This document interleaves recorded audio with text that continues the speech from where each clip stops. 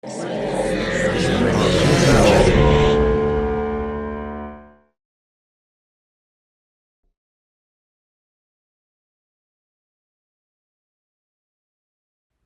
their voice. I loved this piece.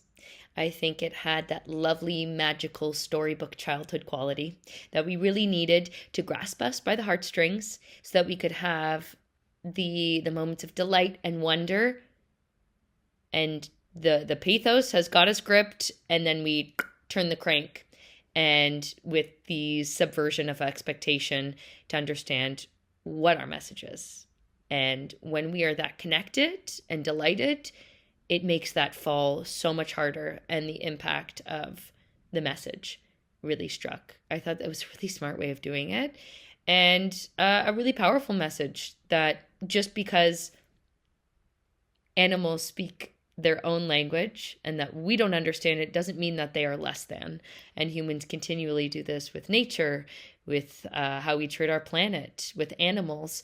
We really privilege human language as the ultimate form of connection, and anybody who can't, or anything that can't,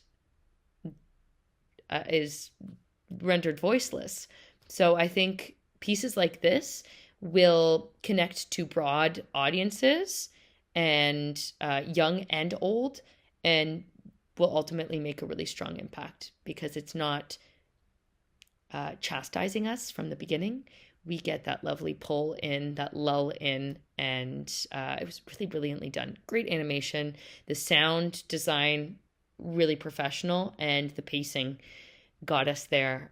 Never lagged, so kept our attention so that it could have the most impactful final moment. Be their voice, the power of cinema, right here, ladies and gentlemen.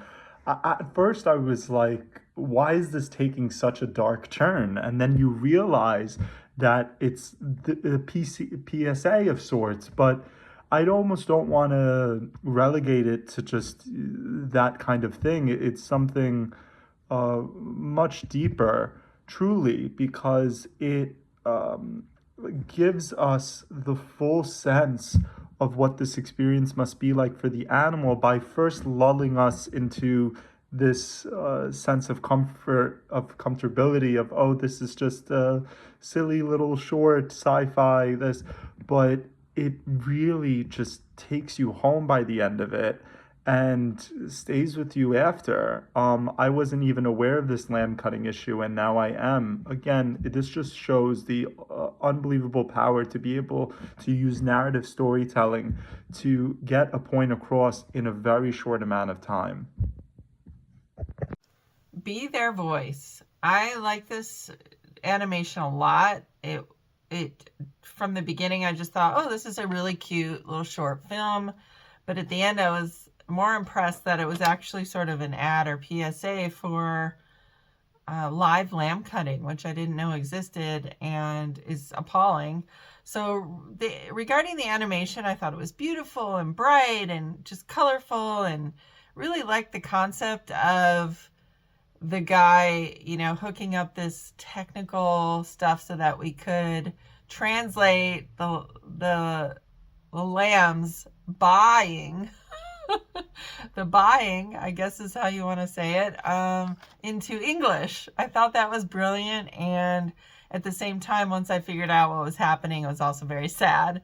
But really great message, and such a short, amount of time to get this conveyed. So I thought you did a really great job with that as well, and hopefully a lot of people see this, and we can get the word out there and hopefully change what happens in regards to this. So great job.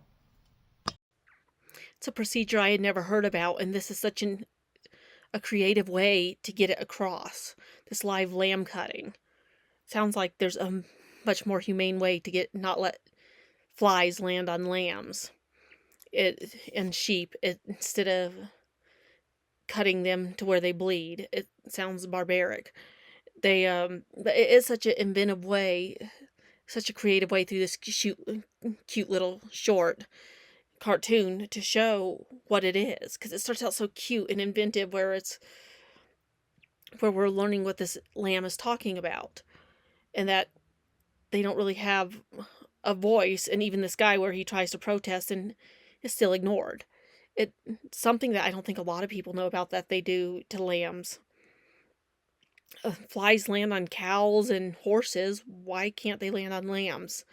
And why can't they land on sheep? It's something, it's, there's more questions than answers, but this is a short animated film that could be a PSA that starts raising these questions as well. So it's really a great start to starting an important conversation.